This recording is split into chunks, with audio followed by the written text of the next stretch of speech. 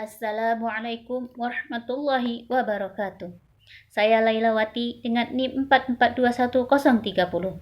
Prodi Sejarah Peradaban Islam Fakultas Usuluddin Adab dan Dakwah. Untuk memenuhi tugas mata kuliah praktek dakwah, di sini saya akan menyampaikan ceramah singkat saya mengenai sholat.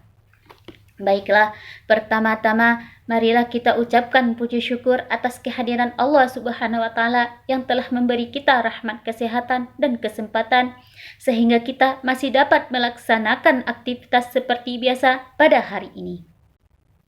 Sholawat berangkai salam tak bosannya kita kirimkan ke arwah junjungan alam, siapakah dia? Nabi besar kita Muhammad sallallahu alaihi wasallam.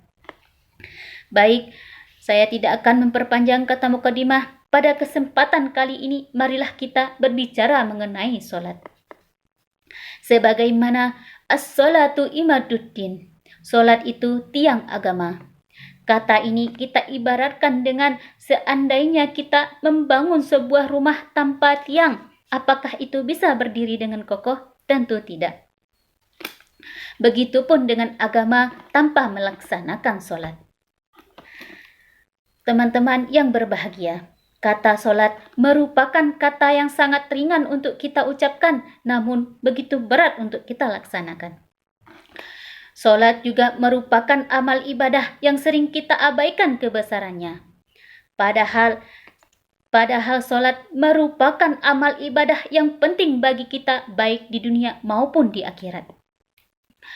Sholat merupakan amal ibadah umat Islam yang wajib kita laksanakan, karena akan diperhitungkan di hari akhir kelak. Namun teman-teman, kalau kita lihat pada zaman sekarang, orang-orang banyak yang melalaikan sholat, bahkan tidak segan untuk meninggalkan sholat tanpa memikirkan akan hisab yang ia terima di akhirat kelak. Hadirin wal hadirah rahimakumullah. Hadis riwayat Muslim Ahmad, bainar rajuli wa baina syarqi wal kufri tarkas shalah. Antara seseorang dengan kekufaran dan kesyirikan adalah orang yang meninggalkan sholat. Artinya teman-teman, saat kita meninggalkan sholat, maka kita sudah berada di ambang pintu kekafiran. Sehingga sholat harus ditegakkan. Tidak cukup dengan melakukan kebaikan saja teman-teman, karena ada orang yang melakukan kebaikan namun tidak melaksanakan sholat. Amal ibadahnya tidak diterima oleh Allah Subhanahu wa taala. Pasalnya orang baik di dunia ini banyak tapi tidak melaksanakan sholat.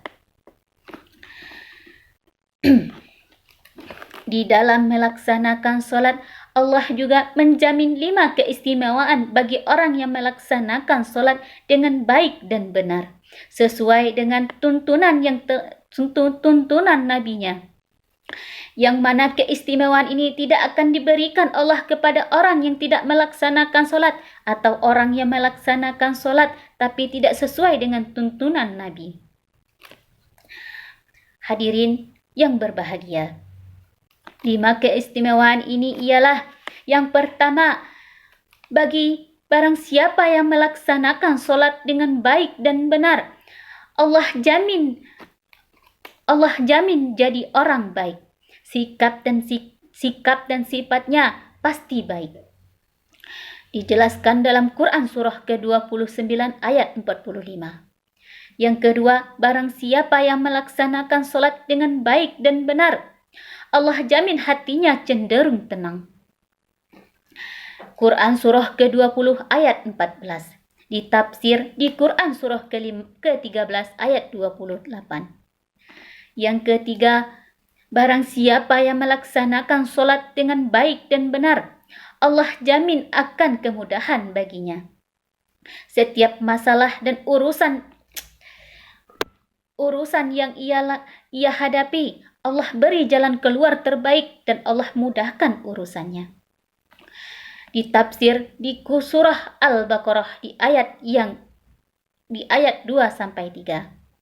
Yang keempat, barang siapa yang melaksanakan sholat dengan baik dan benar, Allah jamin setiap doa yang ia mohonkan kepada Allah akan disegerakan untuk dijawab. Yang terakhir, barang siapa yang melaksanakan solat dengan baik dan benar, dijamin hidupnya akan bersandingan dengan kesuksesan dan kebahagiaan.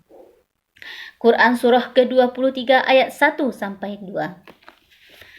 Dari keistimewaan ini, teman-teman, siapa yang tidak menginginkannya? Jika kita menginginkannya, maka laksanakanlah solat dengan baik dan benar, sesuai yang telah dituntun oleh Nabi kita Muhammad SAW. Baiklah teman-teman, mungkin saya hanya ingin mengingatkan saja teman-teman, jangan pernah tinggalkan solat. Dirikanlah solat, jangan pernah melalaikan solat, karena solat merupakan kunci ibadah kehidupan kita, baik untuk di dunia maupun di akhirat. Dengan solat juga dapat mempermudah urusan kita di dunia maupun di akhirat. Mungkin hanya ini yang dapat saya sampaikan. Lebih dan kurang saya mohon maaf. Saya akhiri, wabillahi taufiq wal hidayah. Wassalamualaikum warahmatullahi wabarakatuh.